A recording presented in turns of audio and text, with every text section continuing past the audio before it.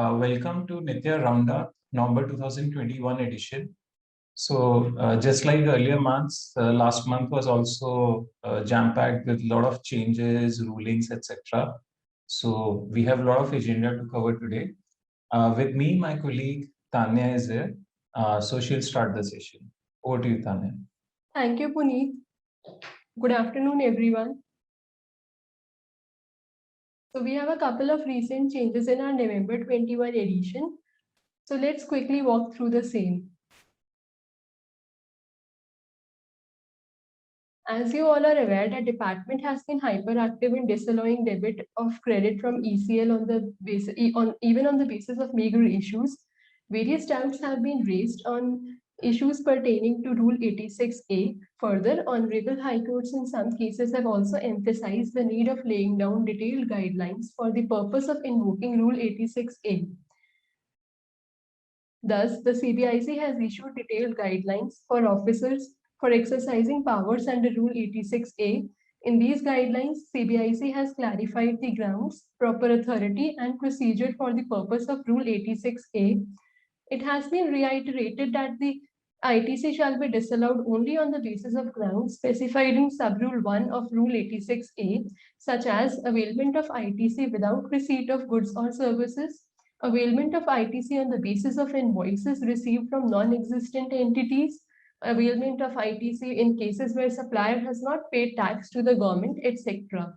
Further, it has been stated that Rule 86A is not merely a mechanical provision, and the department shall have valid reasons to disallow credit, and such reasons shall be duly recorded.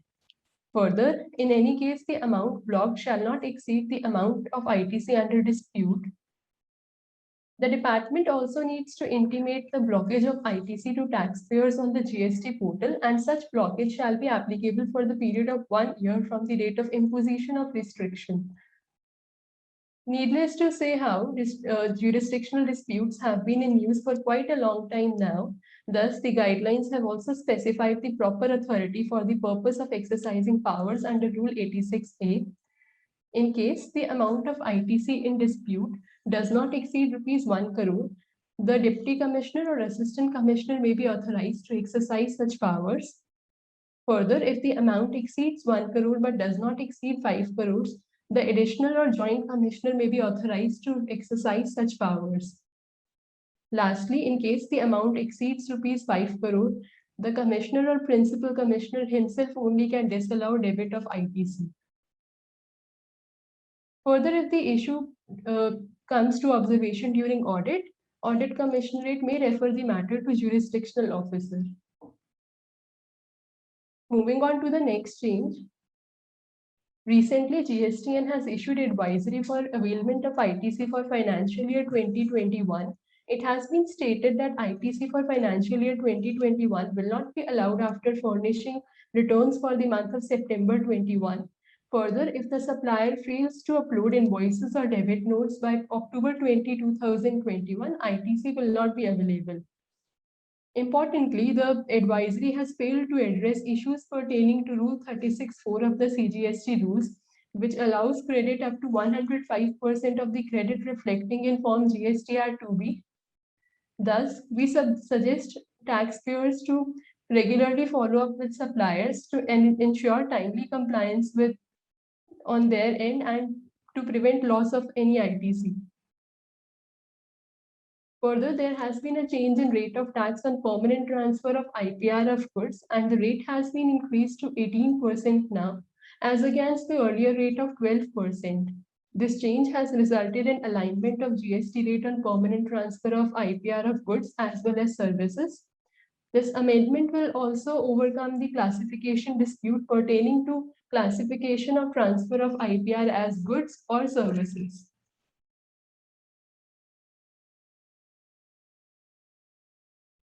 After receiving multiple representations from industry stakeholders, government has now constituted RoadTEP committee for determination of RoadTEP rates on exports made by advanced authorization holders, EOUs, and SEZ units. There was a legitimate outcry over exclusion of AA holders from RoadTEP scheme, as the benefit of RoadTEP is granted along with the benefit of duty drawback. Similarly, exclusion of EOUs and SEZ units had no logic. Thus, this is a good news for AA holders, EOUs and SEZ units that government is now considering RoadTEP benefit on exports made by them. Another positive aspect of the committee is that the committee will also consider errors or anomalies in the rates already notified by them. In both the cases, data may be submitted to the RoadTEP committee by November 18, 2021. We suggest exporters to evaluate the embedded cost involved in making exports and submit fresh data for determination of a favorable RoadTEP rate.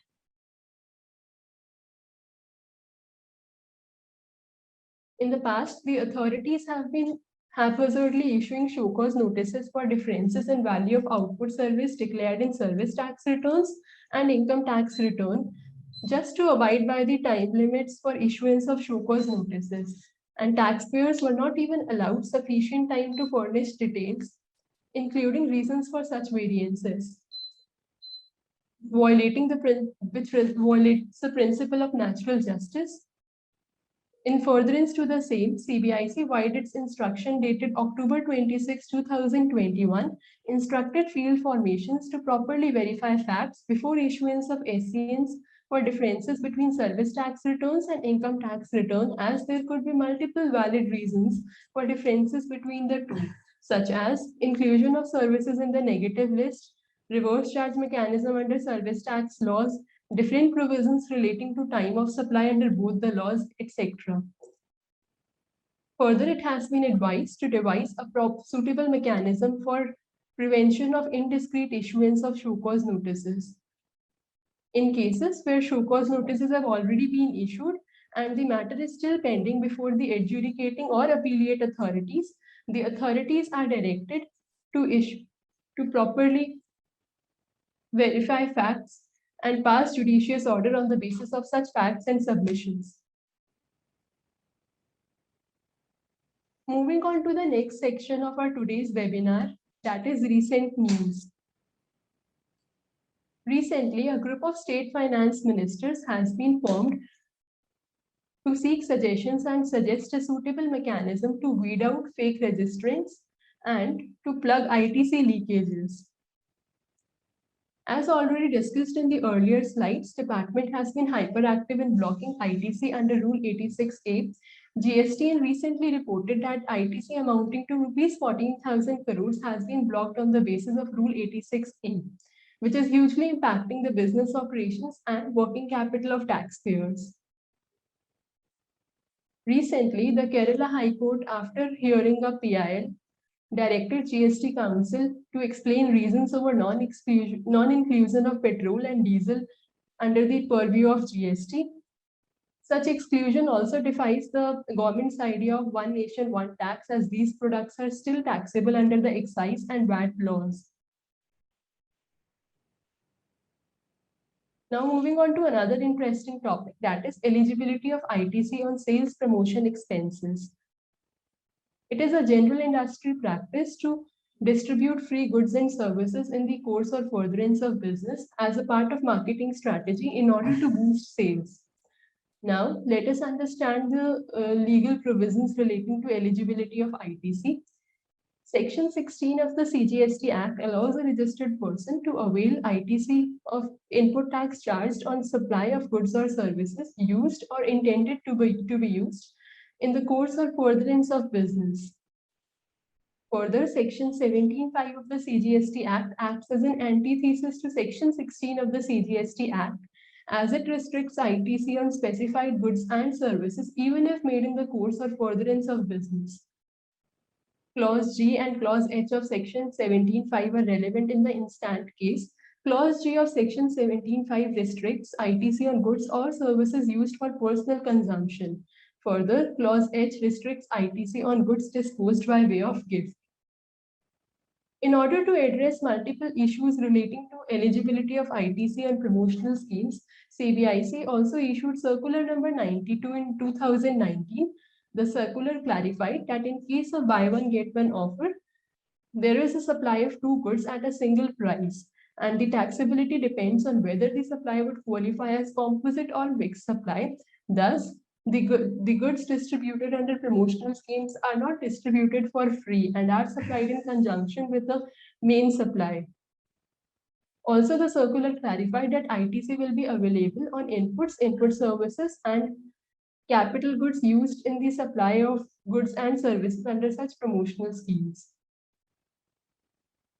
There has been multiple jurisprudence over eligibility of ITC on sales promotion schemes.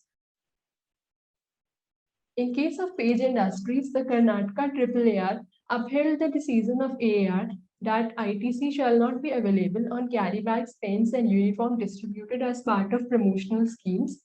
The AAAR observed that these goods are distributed without any consideration, and the supplier was not under any contractual obligation to supply these goods. Thus, it will qualify as distribution of gifts, and thus a restriction under section 17(5)(h) would be applicable and accordingly disallowed ITC. There has been multiple other cases like Biostat India, Moksha Agarbatti, and Sanofi India, in which the AAR allowed disallowed ITC on the basis of either the basis that the goods were used for personal consumption by retailers or customers, or on the basis that the goods would qualify as gifts, and thus restriction under 17(5)(h) would be applicable. However, in the case of golden tobacco, the Maharashtra AAR held that the supply of additional cigarettes along with the regular packs of cigarette would qualify as supply of two goods at same for a single price, and the character of supply would be dependent on whether the supplies would qualify as composite or mixed supply. The AAR also held that ITC will be available as the supply of additional pack of cigarettes will not qualify as gifts, as the supplier was contractually liable to distribute those goods. We also conducted a poll on our LinkedIn page regarding availment of ITC on goods distributed under promotional schemes on fulfillment of targets by dealers or distributors. Interestingly, close to 70% of the voters voted that ITC is available, 28% voted that ITC is not available, and 3% voted that they are not sure. However, the authorities are interpreting the issue otherwise. Now, let us understand the recent ruling in case of eligibility of ITC on sales promotion expenses. In case of GRB Dairy Foods, the applicant was engaged in the supply of ghee and other products, and the applicant entitled its retailers to rewards such as air coolers, televisions, and foreign trips on purchase of specified quantity of goods from the applicant. Such schemes were intimated to the retailers in advance, and it was optional for retailers. The applicant sought advance ruling on eligibility of ITC on inputs and input services used in the supply of promotional items. The AAR observed that the supply of promotional goods will satisfy the condition of section 16(1) of the CGST Act, as these goods are distributed in the course or furtherance of business. Further, the AAR observed that accounting treatment of promotional schemes will not have any impact on the GST implications of promotional schemes. However, the AAR observed that goods or services under buy and fly scheme are meant for retailers' personal consumption and thus would attract restriction under section 17(5)(g) of the CGST Act. Moreover, the AAR observed that the distribution of air coolers and televisions would also qualify as gift, as the supplier is not contractually liable to distribute these goods. Thus, restriction under section 17(5)(h) would also be applicable. And accordingly, the AAR disallowed ITC. In our view, the AAR incorrectly interpreted the meaning of gift as on the basis of dictionary meanings and meanings are given under various acts and other legal references. There are two essential characteristics in case of gifts. First one is that the gifts are supplied voluntarily. That is, there is no legal contractual obligation. And secondly, there is no condition attached to distribution of gifts. In the instant case, the first condition is not satisfied as the gifts are not distributed voluntarily, but as a part of contractual obligation of the applicant. Further, the gifts are not distributed to all the Further, the goods are not distributed to all the retailers, but only to those retailers who fulfill the criteria specified in the sales promotion schemes. Thus, ITC should be allowed in such cases. With this, I hand over the webinar to Puneet. Thank you, Tanya.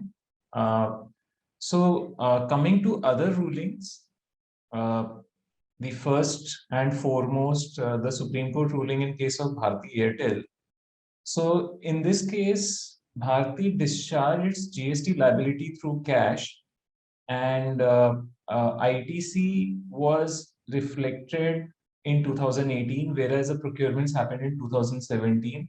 This was primarily for the reason that the GST portal activated to a facility in delay. So Bharti sought to rectify the 3B filed by it and made a plea before the High Court that because GSTR 2A was not available, it could not avail ITC. So to that extent, whatever tax has been paid by it in cash in 2017, that ought to be refunded. Delhi High Court allowed the issue in favor of Bharti Airtel, and refund was granted. The revenue went into appeal before the Supreme Court. Supreme Court overruled the High Court's ruling and held that the common portal is only a facilitator for retrieving information, primary source of information for any taxpayer, because in this context, it was relating to availment of ITCs, invoices, challans, books of accounts, etc. The responsibility of self-assessment is on taxpayer only, and he should correctly self-assess its tax before the filing of returns. It's taxpayer's choice whether to discharge its liability through credit or cash. There is no provision for swapping of entries. So in this context, once Airtel has chosen to pay tax in cash, subsequently it can't say that you allow this adjustment through credit. The Supreme Court categorically held that even if 2A was not available, then also based on its books of accounts, Airtel could have claimed these credits. And based on that, the court held that no rectification is permissible, nor any refund should be granted. So a very important ruling on the point that the books of accounts of taxpayers is the foremost and the portal is secondary only. The next ruling is on withholding of IGST refund. There's a Telangana High Court ruling. In this case, the petitioner exported goods on payment of GST and filed refund. Due to some system error, the refund was rejected. So this is what the High Court held.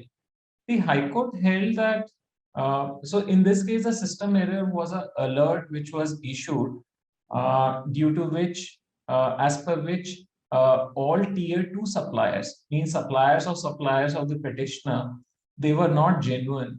And to that extent, ITC is not available. Based on that, a block was put in the portal that petitioner's refund should not be granted. So the High Court held that as petitioner's immediate suppliers were genuine, ITC should be granted. There is no provision which requires petitioner to verify genuineness of its suppliers, and especially suppliers as well. Therefore, the court held that either full refund should be granted. In any case, the law mandates that 90% of refund should be immediately granted. So that was allowed by the High Court. The next important ruling is in case of taxability of arbitration award, which was received post GST. This is an advanced ruling. In this case, the applicant executed works contract prior to introduction of GST, and it received various amounts post GST. So these amounts were in the nature of unpaid amounts, outstanding amounts, interest on delayed payments, etc. So the advanced ruling held that because the supply was made pre-GST, therefore these amounts cannot be taxable under GST regime. A very important and correct ruling. The other issues which the advanced ruling authority dealt was the cost of arbitration, because these arbitration services were rendered post GST. So the authority rightly concluded that these are taxable under reverse charge mechanism in GST regime. Liquidated damages on the consistent thread which the authorities have been following, that because the cost of liquidation was determined post GST, it's a consideration for tolerating an act under Schedule 2, and therefore GST is payable. As far as liquidated damages, we have discussed umpteen times that this is incorrect, because this is in the nature of damages. It does not qualify as supply at first place. But yes, on the first point, for transactions executed pre-GST and where any subsequent payments, interest, etc., are realized later, a very important and correct ruling. Intermediary services, another disputed issue. So this is Allahabad Tribunal. In this case, an Indian company was supporting its Hong Kong-based group company in procurement of goods. And this support was not in relation of facilitating purchase orders, etc. It was more in the nature of managing logistics as well. So in turn, the Hong Kong entity was procuring goods from the Indian third parties. So the question was whether these services qualify as intermediary or not. So the tribunal held that parent company and subsidiary are distinct legal entities. These services were provided by Indian company on its own account. It does not qualify as intermediary services, and it qualifies as export of service. Correct ruling and important ruling on vexed issue of intermediary. The next, another important ruling is refund of service tax paid post GST under reverse charge mechanism. So a lot of disputes we are seeing under GST regime where departmental audits or investigations are happening now, where some reverse charge payments were missed by the taxpayers, where additional CVD SAT due to non-fulfillment of export obligation under advance authorization EPCG, all those things are coming up. So the facts in this case before the tribunal was that the appellant received services from its parent companies, which qualified as import of services. It pays service tax after introduction of GST. When it realized that it is not entitled for CENVAT credit and it is eligible to claim refund under GST law, it filed a refund claim. So the Allahabad Tribunal in this case relied on section 142 subsection 3. It said that this provision allows refund of CENVAT credit. The tax which has been paid under reverse charge mechanism qualifies as CENVAT credit, and therefore refund is available. A very important ruling which will come handy to many taxpayers who are paying these old taxes now. So with this, we come towards the end of the session, and just to summarize what all we have discussed today, guidelines for blocking of electronic credit ledger, a very favorable move, even though a lot of High Court rulings have come, but yes, this will eliminate indiscriminate blocking of ECL by the department. Now a clear set of guidelines have been laid out. A very important move with regard to RoadTEP, that logically AA, advanced authorization holders, EOU, SEZ units, they are also entitled for RoadTEP benefit because they also suffer these taxes. So the government has opened a gate for them. So yes, they must make representation as to their tax incidence, etc. But a very favorable move indeed. And similarly, the RoadTEP committee has also invited suggestions that if there are anomalies in fixation of rates, etc., industry bodies can represent that as well. ITC on sales promotion items, in our view, clearly this credit is available.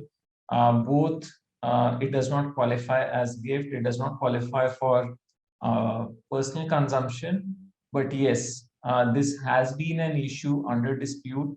and likely to go into the courts in coming times. Bharti Airtel, we discussed in detail that portal is only a facilitator. Our books of accounts will be the most primary document for availing ITC and filing returns. Levy of GST on supplies which were made pre-GST. So if you're collecting any sums now, GST is not applicable. Because of your supplier or supplier fault, IGST refund cannot be withheld. And lastly, if any service tax is being paid now, which was otherwise eligible as credit, we can avail refund now. Thank you. Thank you, everyone. With this, we come to the end of the session.